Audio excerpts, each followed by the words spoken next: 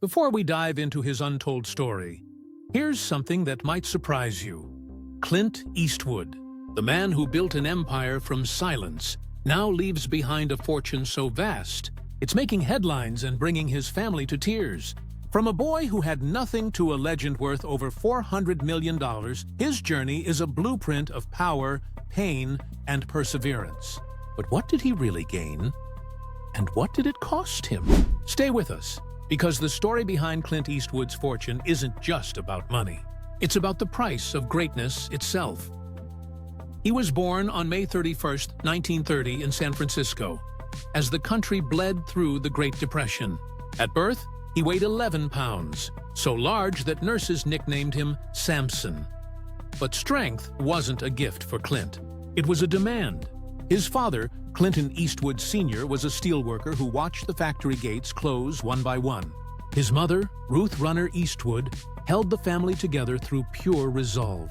Love in their home wasn't loud. It was quiet endurance, stretched thin through whispered arguments and sleepless nights.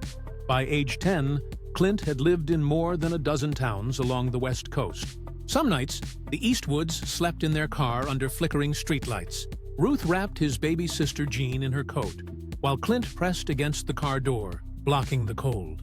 Hunger was a secret. Silence was cheaper. Through the fogged window, young Clint watched the world blur by.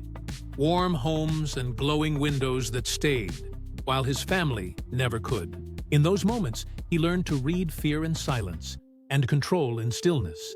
It was there, in the quiet of uncertainty, that the foundation of the Eastwood legend was laid. At school, he was restless, a boy who didn't fit the mold. Teachers called him defiant.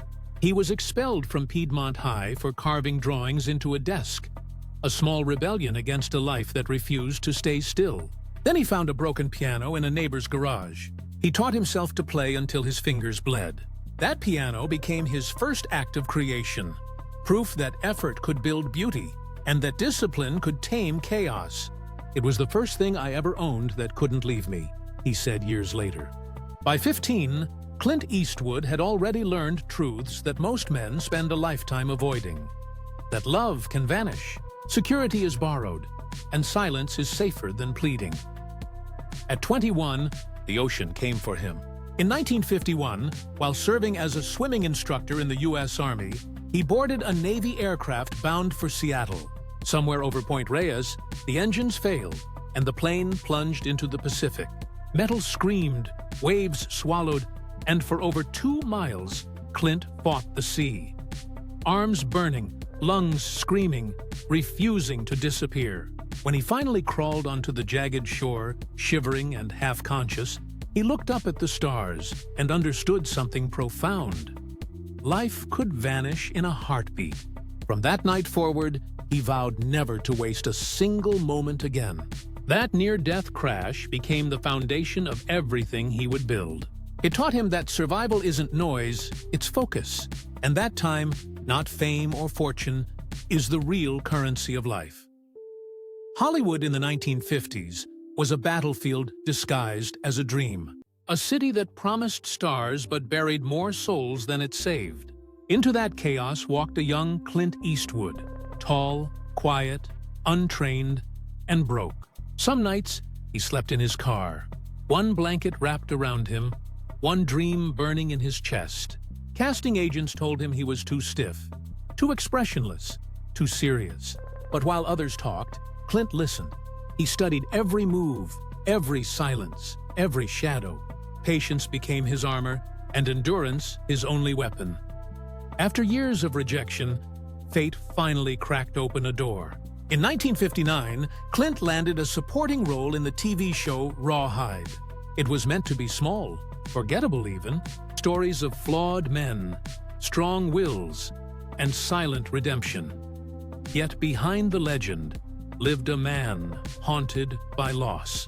His marriage to Maggie Johnson, 3 decades of quiet love, ended in 1984. His relationship with Sandra Locke burned bright, but ended in heartbreak. And when Christina Sandera, his final love, passed in 2024, Clint Eastwood faced the heaviest silence of all, the kind only love can leave behind.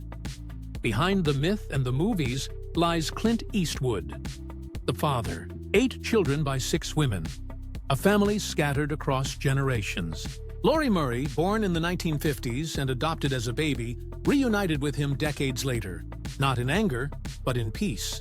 Kimber, his daughter with Roxanne Tunis, built her own quiet life as a producer. Kyle, the jazz musician, found rhythm in the same silence his father once carried. Allison became an actress and director, shaping stories as he did. Then came Scott Eastwood, born in 1986 to Jocelyn Reeves, who mirrors his father's steel gaze and discipline. His siblings, Catherine, Francesca, and Morgan, followed, each carving their own paths beyond the shadow of fame. To the world, Clint was a fortress. To his children, he was complicated, distant, sometimes absent, but never indifferent. Some missed birthdays, others missed years. Yet over time, love found its quiet way back. Family dinners grew smaller but warmer. A nod across a room replaced years of silence. The man who had spent his life building empires had finally begun to rebuild connection. Today, Clint Eastwood, well into his 90s, lives surrounded by everything he built. A world of permanence born from instability. His Mission Ranch Inn, which he saved from demolition in the 1980s, stands as a 22-acre sanctuary overlooking the Pacific. White cottages, grazing sheep, and the faint sound of piano keys still fill the air. Above in the hills lies his Tahama Golf Club, a 2,000-acre private paradise carved into Monterey County. He also owns properties in Bel Air, Sun Valley, Idaho, and Northern California, each a reflection of a man who values permanence over luxury. His net worth exceeds $400 million, yet his life remains modest. No yachts, no private jets, just land, time, and the comfort of silence. He's donated millions to environmental causes, veteran support, and the arts, often anonymously. His fortune is said to be placed in trusts to preserve peace within his family. For him, wealth was never about excess. It was about control, a quiet defiance against the poverty that once defined him. "I never liked waste," he said once, "but I like things that last." And that's what he built. Things that last. Now, at dawn, Clint still walks his ranch, where ocean mist meets memory. Sometimes he plays the same piano that once saved him as a boy. The sound drifts through open windows toward the Pacific, the same sea that once tried to take his life. Neighbors say he's still gracious, still strong, still quiet. The boy who once whispered in the dark, "Don't disappear," never did. He turned silence into immortality. The weathered face, the steady eyes, the calm voice. Clint Eastwood is more than a cinematic icon. He's a testament to endurance itself. His story is proof that greatness doesn't come from noise or perfection, but from the courage to survive, rebuild, and keep walking through silence. He is the living reminder that even legends carry ghosts, and that strength is often nothing more than pain, learned and mastered. And maybe that's the real lesson of Clint Eastwood's life. That true greatness isn't found in noise or fame, but in endurance, silence, and grace. What do you think of his extraordinary journey?